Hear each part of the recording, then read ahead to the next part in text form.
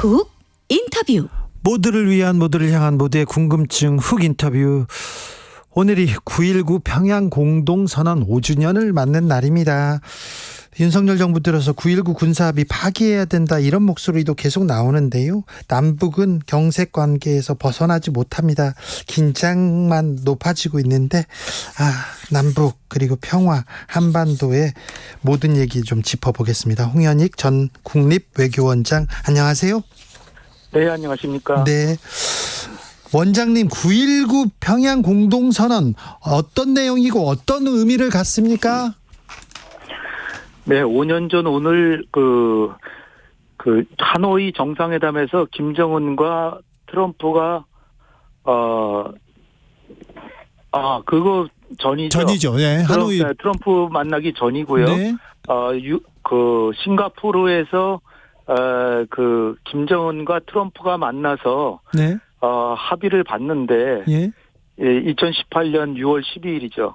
그리고 나서 트럼프가 김정은과 약속한 걸 다 까먹은 듯 아무것도 안 지키고 폼페이오 국무장관을 보내서 평양을 보냈는데, 네. 자기가 약속한 한반도 평화체제 수립이나 북미 관계 정상화는 완전히 제쳐놓고 북한의 비핵화만 따지고 돌아가서, 북한이 이 날강도 같은 이런 요구가 어딨냐, 4개 합의했는데 왜 미국은 그렇게 자기가 한 약속은 안 지키고 우리만 지키라 그러냐. 그래가지고 이제 싱가포르에서 엄청난 합의가 됐는데도 아무런 진전이 안 되고 있었거든요. 그래서 이제 문재인 대통령께서 평양으로 달려가셔서 김정은을 만나고, 김정은이 보는 앞에서, 문재인 대통령과 김정은이 보는 앞에서 송영무 국방장관하고 인민무력부장이 서명한 내용이 9.19 남북 군사 합의입니다. 예. 서로 내용이 뭐냐면, 네. 이 북미 간에 결국은 이 군사적 긴장이 완화되고 신뢰가 조성이 돼야 되고, 한반도의 평화가 보장이 돼야, 김정은이 핵을 만든 게 자기네 국가 안보 때문에 만든 거니까, 네. 남북 간에라도 평화를 지키자. 그래서 군사적 우발 충돌을 예방하고 평화 안정을 보장하자. 그래서 이 분단 후 처음으로 지상과 해상 공중의 적대행위 중단 구역을 설정하고, 네. 비무장지대를 평화지대로 만들고, 그래서 예. GP를 다 철수시키고 다 폭파시키고 했죠. 그 다음에 이제 전사자 유해 공동 발굴을 하고, 남북 군사 공동위원회를 설치하고, 서해의 평화수역이나 공동어로 구역을 설정하자. 이런 내용으로 해서 결국은 남북 간의 우발적이라도 군사적 충돌을 절대로 막자, 이런 취지로 이제 만들어졌고요. 네. 그래서 지금까지 이제 대체로 잘 지켜져 왔는데, 물론 몇 가지 북한이 어긴 것도 있습니다. 네. 그렇지만은 그 이전보다는 훨씬 한반도의 평화가 보장이 됐는데, 지금 이걸 폐기하자고 하는 얘기가 나오고 있는데, 예. 이게 폐기가 되면 이거는 정말 한반도의 평화를 수호할 수 있는 마지막 보루거든요. 네. 근데 지금처럼 남북 간의 문재인 정부 시절처럼 남북 간의 관계가 그래도 좋았을 때는 모르지만, 지금처럼 적대감이 흐르고 정면 대치 국면에서 이러한 예방 조치, 보장 조치가 없어지면 그야말로 군사 충돌이 벌어질 수 있기 때문에, 예. 이거를 지금 폐기한다고 하는 건 정말로 한반도의 평화를 너무나 보잘것없이 생각하는 거죠. 네. 신원식 국방부 장관 후보자가 9.19 군사합의 파기하겠다는 생각이 크다, 이 얘기를 해서 좀 걱정이 더 됩니다. 네. 이게 북한이 사실 몇 번 어겼습니다. 공동 성명을 이제 서로 합의한 다음에 11월 달에 창린도라는 데 해안포 사격을 했고요. 네. 그다음에 작년 11월 달에 동해상에서 탄도미사일을 발사했는데 이게 NLL 이남까지 넘어왔고, 네. 작년 12월 말에 소형 무인기 5대가 이 서울 인근까지 날아가고, 한 대는 용산 근처까지 왔다는 거 아닙니까? 네. 그때 이제 윤석열 대통령이 이거 9.19 군사합의 이거 효력 정지를 검토해라라고 지시한 바까지 있습니다. 예. 그래서 이제 요번에 이제 국방장관으로 신 장관 지명자가, 네. 대통령 뜻이 그렇다는 걸 눈치채고 이거 폐기해야 된다라고 미리 알아서 입장을 맞춘 거죠. 그렇습니까? 그런데 이제 이게 북한이 몇 번 어기긴 했지만, 연도별로 북한의 침투 및 국지 도발을 보면 2010년에서 이명박 정부 때죠. 천안함 뭐 연평도 있을 때. 그 2010년에서부터 18년까지는 북한의 이런 국지 도발이 264회였는데 네. 이거를 남북 군사합의한 이후 작년까지 단 2차례만 북한이 어겼습니다. 아, 그래요? 그러니까 엄청나게 효과가 좋은 거죠. 네. 그런데 이제 예. 평화를 위한 구역이고 평화를 위한 합의인데 예. 이 부분을 이렇게 되돌려야 되나 이런 생각은 또 계속됩니다. 평화를 그러니까 휴전선 인근에서 육지 부분, 그다음에 바다, 동해 서해 바다, 그리고 하늘에서의 영공에서 서로 우발적으로 충돌할 수 있는 여지를 없애기 위해서 예. 서로 그 군사 활동 이런 걸 하지 않자는 거거든요. 네. 근데 이제 이거를 폐기하자는 측에서는 뭘 주장하냐면 이게 서울은 휴전선에서 멀지 않은 가까운 곳에 있으니까 네. 여기서부터 휴전선까지 우리한테 중요한 지역이잖아요. 네. 그 지역의 일부를 군사 활동을 못하게 하니까 우리 훈련 지역도 줄어들고 뭐 이런 것들이 우리한테 많은 불편을 준다. 뭐 이런 얘기를 지금 하고 있습니다. 아, 예. 김정은 러시아 갔는데요. 생각보다 길었어요. 그 푸틴 대통령하고 정상회담 이후에도 여기저기 둘러보던데 원장님은 어떻게 보셨습니까? 이게 뭐 아주 초음속 전투기도 보고요. 네. 미사일도 보고. 잠수함도 본 것 같고요. 공군기지도 방문하고 네. 태평양 함대도 갔습니다. 그렇게 해서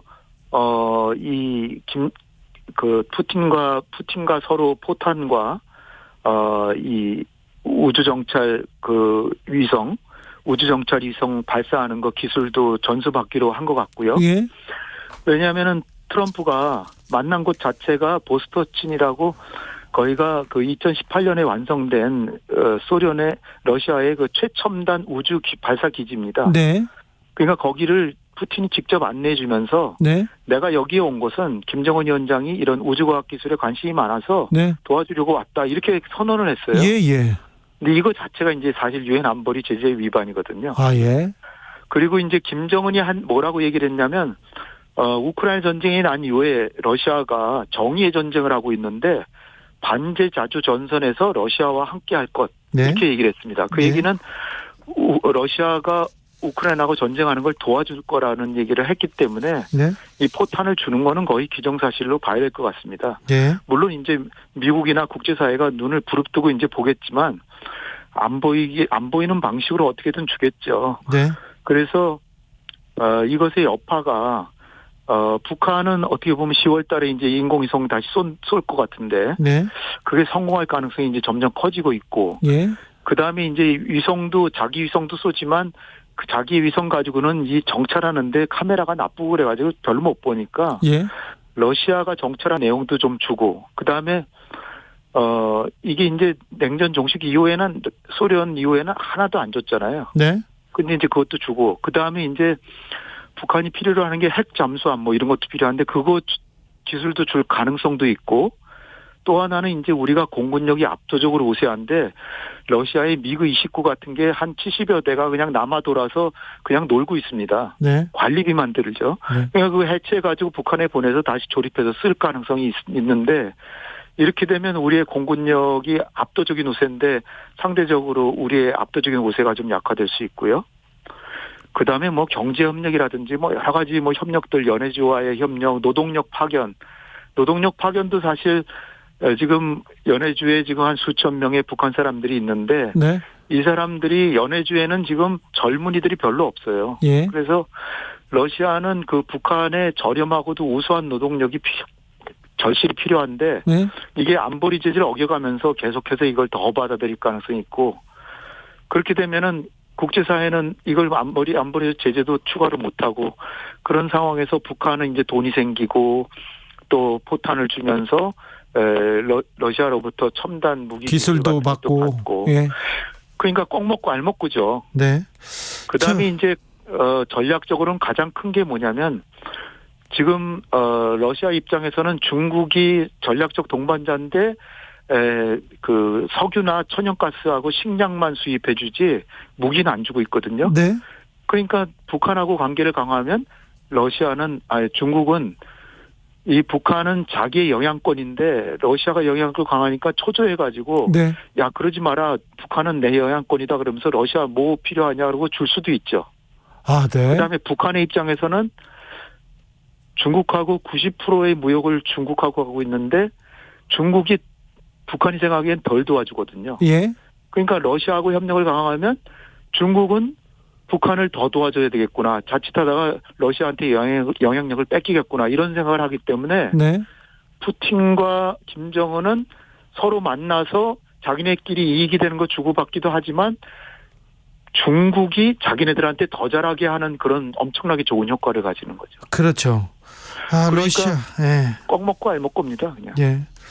자, 그래서 우리 외교력도 시험대에 올랐습니다. 한미일 동맹 외치다가 지금은 유엔 총회 이렇게 갔는데 북한한테 메시지를 낼 거 아닙니까? 네. 네, 어떤 메시지가 나올까요? 대통령께서 또 그 중국이나 러시아에서는 강력한 입장을 잘 내시잖아요. 예. 그런데 이제 제가 이제 걱정이 되는 거는 예. 북한에 대해서는 좀 강하게 얘기해도 뭐 그만이지만 네. 그 북한도 사실은 강하게 얘기도 하면서 대화도 추진해야 되죠. 물론 당연히. 예. 근데 대화 추진하는 게 너무 없고요. 예. 근데 이제 제가 우려하는 거는 러시아가 이제 북한에 무기를 주고 기술을 주고 하는 게 이제 우리에게는 국익에는 굉장히 부정적이기 때문에 네. 유엔 연설을 하시면서 러시아를 제재해야 된다 뭐 이런 말씀하실까 봐 제가 좀 우려됩니다. 아이고. 러시아에 대해서는 좀 포괄적으로 그냥 두루뭉실 얘기를 하고 예. 그러니까 북러 간의 무기 협력 이거는 안보리 제재 위반이다. 뭐 거기까지는 그래도 괜찮지만 거꾸로 제가 대통령께 건의드리고 싶은 거는 이런 기회에 거꾸로 지금까지는 지금 북러 정상회담 결과로 우리에게는 제일 큰 손해를 본 게 뭐냐면 네. 2년 전만 해도 러시아는 우리의 친구였거든요. 예. 전략적 동반자였는데 러시아 우주기지에 가서 우리 대원들이 훈련했었어요.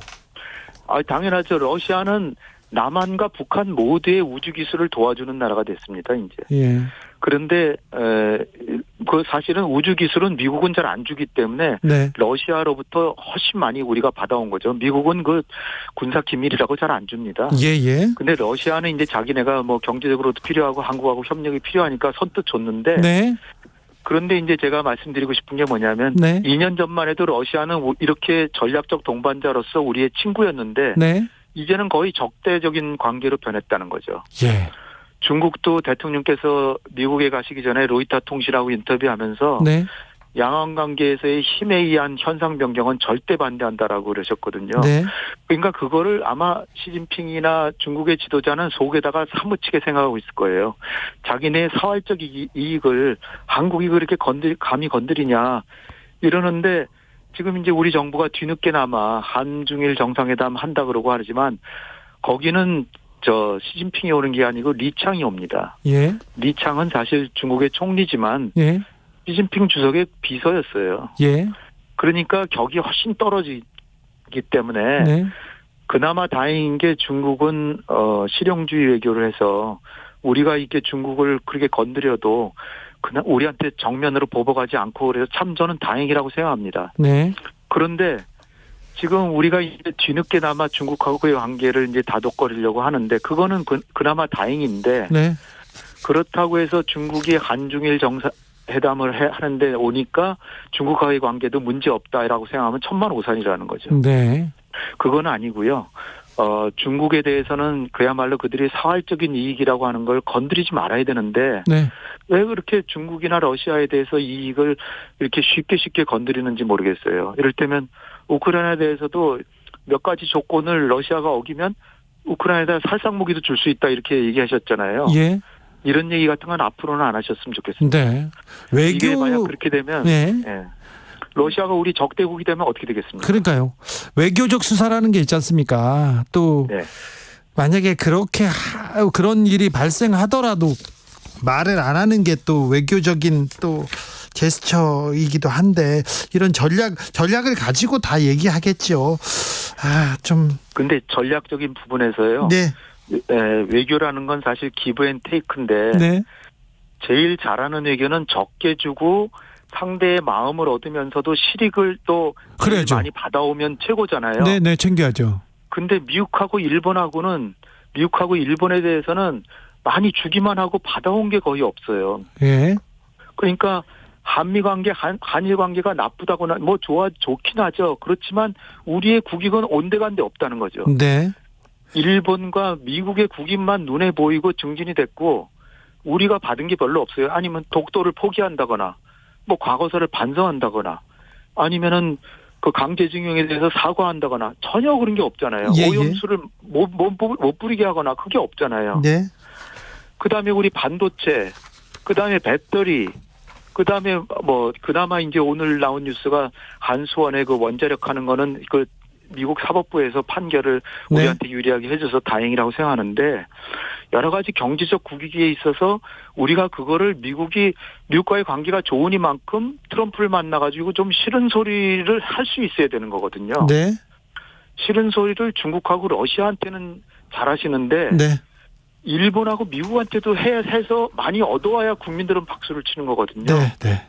근데 미국하고 일본한테는 그들이 원하는 것만 해주고 중국이나 러시아는 우리한테 해코지하는 것도 사실 없는데 아주 싫은 소리를 하시고 그러니까 그거를 좀 균형을 맞추는 요번에 유엔 외교가 꼭 됐으면 하는 바람입니다. 네. 유엔 총회 참석했는데요. 이번 총회 기간에 30건 이상의 그 정상회담이 잡혀 있다고 합니다. 정상회담을 많이 해가지고 기네스북에 또 올리겠다 이런 얘기도 했는데 이런 외교 전략은 어떻게 보시는지요? 예, 뭐 사실 대통령께서 분주하게 외교를 열심히 하시는 걸 뭐 나무랄 수는 없다라고 봅니다. 네. 지금까지 58개국과 99차례 양자회담을 했고요. 요번에 유엔 방문해서 첫날에 9개 나라랑 정상회담했고 네. 총 38개국과 정상회담을 한다는데 그 목적은 2030년 부산 엑스포 예. 유치하려고 이제 그 목적인데 네. 이게 엑스포 유치가 언제 결정됐냐면 11월 28일 날 파리에서 국제 박람회 기구에서 결정됩니다. 네. 2달 열흘 뒤에요, 딱. 예.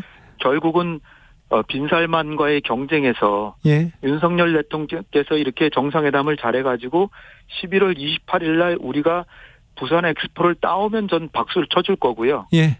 만약에 못 따오면 엄청나게 그냥 도로 헛된 노력이었다 이렇게 볼 수 있는 거죠. 아, 그래요?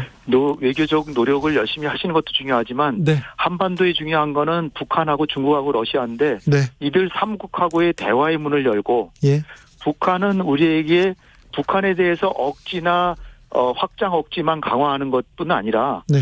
북한하고의 대화를 열고 북한이 남한에게 도발하지 못하도록 그 동기를 관리하고 남북 간의 협력을 도모해서 그래가지고 통일이 되는 그날까지도 남북 간의 관계가 분담 비용이 최소화하게 되는 그런 선순환적인 국제관계를 가져오는 게 최선인데 예. 그런 그림을 참모들이 그려주지 않는 것 같아요. 그러게요. 남북 간의 관계가 개선이 돼가지고 얼마든지 남북 관계에서도 득을 볼 게 많은데 네. 그게 아니라 억지하는 것만 오로지 집중을 하니까 네.